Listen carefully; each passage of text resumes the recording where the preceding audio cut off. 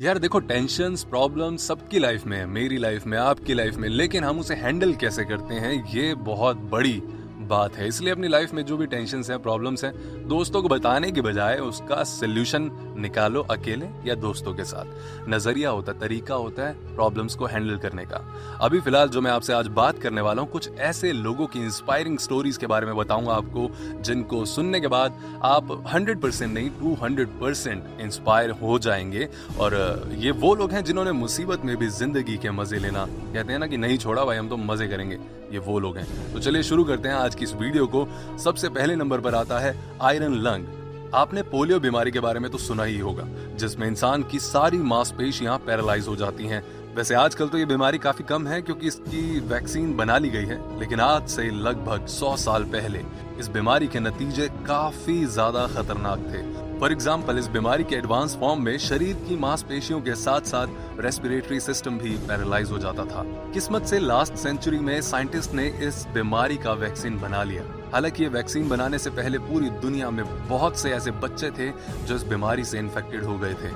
वैसे तो इस बीमारी में उस समय सरवाइव कर पाना काफी मुश्किल था, पर कुछ बच्चे सरवाइव कर गए थे, लेकिन सांस लेने की एबिलिटी को खो चुके थे। इसलिए उन्हें हर वक्त आयरन लंग का इस्तेमाल करना पड़ता था। आयरन लंग सील्ड कैप्सूल्स होते थे जिनकी मदद से पेशेंट सांस ले सकते थे। ये कैप्सूल अपने अंदर का प्रेशर बार बार चेंज करके इंसानी फेफड़ों को मजबूर कर देता था सांस लेने और छोड़ने के लिए। इसलिए अगर किसी भी पेशेंट को जिंदा रहना होता था तो उसे इन आयरन लंग का इस्तेमाल पूरी जिंदगी भर करना पड़ता था। फॉर एग्जाम्पल, डॉल्स के रहने वाले पॉल अलेक्जेंडर ने अपनी जिंदगी का ज्यादातर समय इन्हीं कैप्सूल्स में बिताया है। पॉल सिर्फ 6 साल के थे जब उन्हें पोलियो हुआ था और वो 6 साल की उम्र में ही पैरालाइज्ड हो गए थे, जिसकी बदौलत उन्हें जिंदगी भर आयरन लंग का इस्तेमाल करना पड़ा। लेकिन ये सब होने के बाद भी पॉल ने हार नहीं मानी और उन्होंने यूनिवर्सिटी से ग्रेजुएशन की और लॉयर की डिग्री लेने के बाद वो कोर्ट हियरिंग में भी हिस्सा लेने लगे। अभी तो सिर्फ एक इंस्पायरिंग स्टोरी बताई है आपको और आप इतने ज्यादा इंस्पायर हो गए, लेकिन अगली प्रॉब्लम के बारे में जब मैं आपको बताऊंगा तो आप इसे सुन के और ज्यादा इंस्पायर हो जाएंगे। सन एलर्जी। जैसा कि आप जानते हैं कि वैम्पायर सूरज की रोशनी से काफी ज्यादा डरते हैं। अब आप सोचेंगे वैम्पायर्स तो होते ही नहीं, तो राइट, वैम्पायर्स होते नहीं है, ये सिर्फ हमने मूवीज में देखा है, तो इसलिए शुक्र है कि वैम्पायर्स नहीं होते। लेकिन दुनिया में ऐसे कई लोग हैं जो इन्हीं की तरह जिंदगी जीते हैं। फ्रांस के रहने वाले ट्विंस थॉमस और विंसेंट सिर्फ रात में ही बाहर जाते हैं, और अगर अंधेरे के सिवाय उन्हें बाहर जाना होता है तो उन्हें एक अनयूजुअल सा सूट पहनना पड़ता है। दुख की बात है कि ये कोई फैशनेबल या स्टाइलिश सूट नहीं, ये सिर्फ मजबूरी में इन लोगों को पहनना पड़ता है। और सबसे खतरनाक बात ये है कि इन सूट्स के बिना ये ट्विंस अगर दिन में बाहर निकल गए तो ये मर भी सकते हैं। दरअसल थॉमस और विंसेंट बचपन से ही एक रेयर बीमारी ज़ेरोडर्मा पिगमेंटोसम से ग्रसित हो गए थे। इस बीमारी में त्वचा की अल्ट्रावायलेट रेडिएशन से सेंसिटिविटी बढ़ जाती है, जिसकी बदौलत कैंसर सेल्स की फॉर्मेशन काफी तेज हो जाती है। इसलिए ये दोनों भाई सूरज की रोशनी से हमेशा दूर रहते हैं। तो अब आप ये सोचिए कि आपकी लाइफ में ज्यादा प्रॉब्लम्स हैं या किसी और की लाइफ में। अगले नंबर पे चलते हैं और अगले नंबर पर आता है हाफ अ ब्रेन। हमारा दिमाग भी दूसरे जीव जंतुओं के दिमाग की तरह काफी मिस्टीरियस ऑर्गन है। हालांकि इसके बारे में काफी ज्यादा अफवाहें भी हैं, जैसे कि कुछ लोगों का मानना है कि हमारे दिमाग की साइज से हमारे सोचने की और मेंटल एबिलिटी पर इफेक्ट पड़ता है। ये बात बिल्कुल गलत है। इसका लिविंग एग्जाम्पल है जॉडी मिलर, जो अपनी जिंदगी बचपन से ही आधे दिमाग से गुजार रही है। इनफैक्ट ये दूसरे बच्चों की तरह नॉर्मल दिमाग के साथ ही पैदा हुई थी, लेकिन 3 साल की उम्र में जॉडी अचानक से लेफ्ट साइड की तरफ गिरने लगी। जब डॉक्टर ने जॉडी का चेकअप किया तो उन्हें पता चला कि जॉडी को एक रेयर बीमारी है जिसमें उनके दिमाग की मसल्स खराब होना शुरू हो गई थी, और इसका सिर्फ एक ही इलाज था, दिमाग के उस हिस्से को हटा दिया जाए जो हिस्सा अफेक्टेड था। इसलिए बचपन में ही जॉडी का आधा दिमाग हटा दिया गया।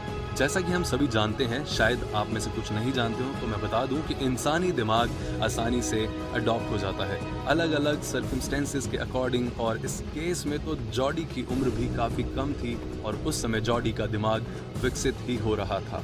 तो उनके दिमाग के आधे हिस्से ने दूसरे हिस्से का काम करना भी सीख लिया और जॉडी भी दूसरे नॉर्मल बच्चों की तरह स्कूल गई, अपनी पढ़ाई पूरी की और आज अपना पूरा परिवार बस आ चुकी हैं।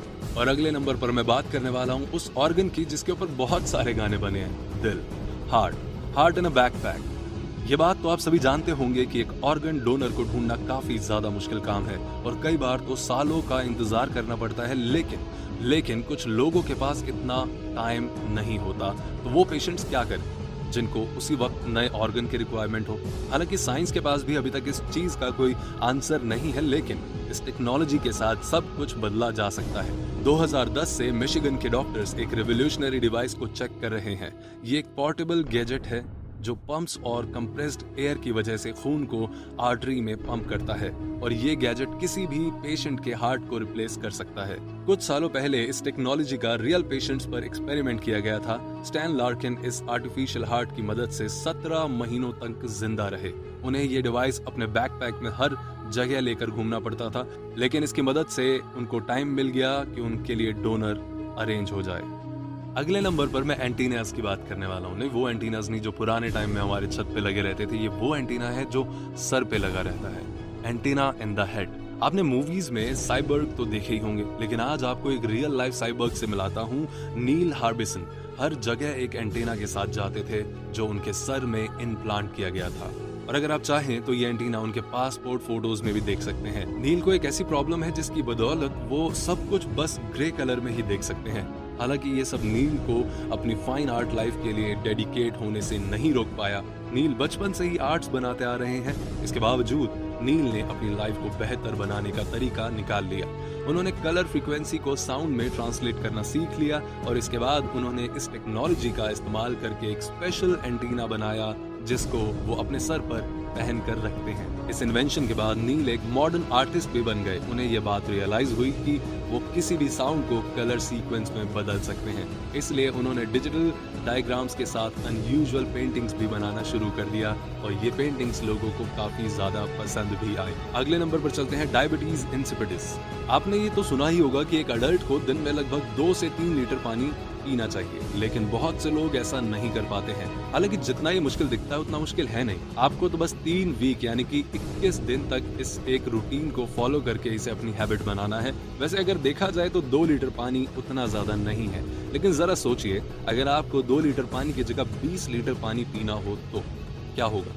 मानो या ना मानो, लेकिन इस दुनिया में कुछ लोग ऐसा भी करते हैं और उसके पीछे रीजन है। जर्मनी के रहने वाले रूबेन हॉस डायबिटीज इंसिपिडिस की एक बीमारी से ग्रसित हैं और उन्हें दिन में 20 लीटर पानी पीना होता है, और अगर वो ऐसा नहीं करते तो उनकी बॉडी फेल हो सकती है डिहाइड्रेशन की वजह से।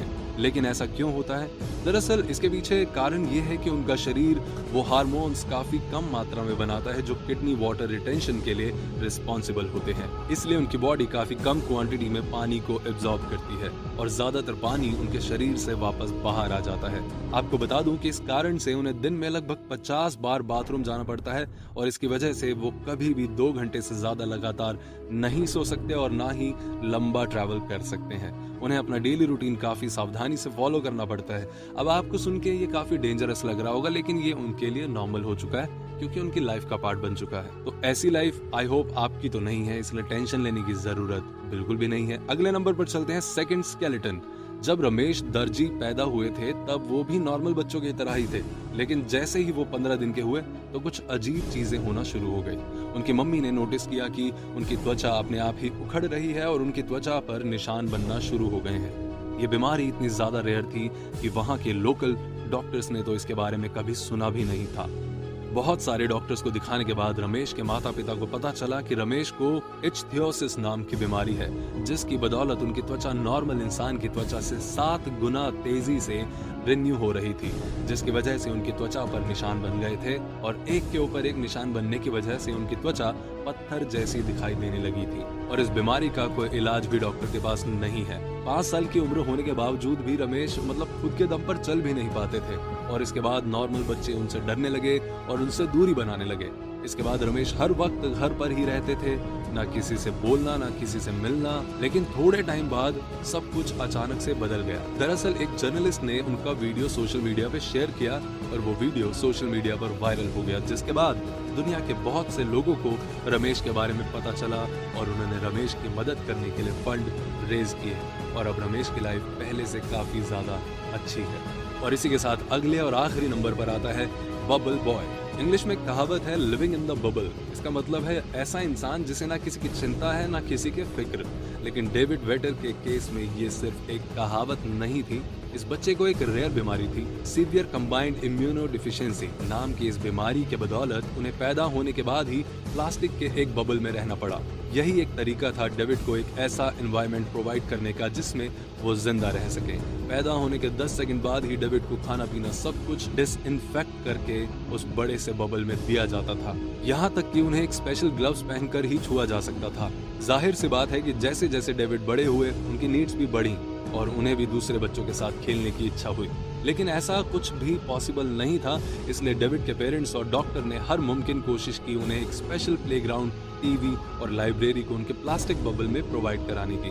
डेविड 12 साल तक उसी प्लास्टिक बैग में रहे। 1983 में डॉक्टर ने डेविड की बहन से बोन मैरो ट्रांसप्लांट करने का सोचा ताकि डेविड उस प्लास्टिक बबल से बाहर निकल सकें, लेकिन सर्जरी के तुरंत बाद ही वो बीमार हो गए और उनके प्लास्टिक घर से निकलने के बाद वो कोमा में चले गए और कुछ समय बाद उनकी मृत्यु हो गई।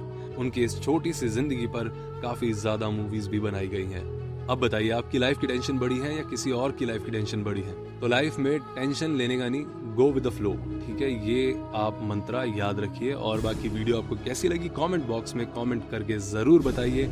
लाइक कीजिए, शेयर कीजिए और अपना ध्यान रखिए। Keep smiling.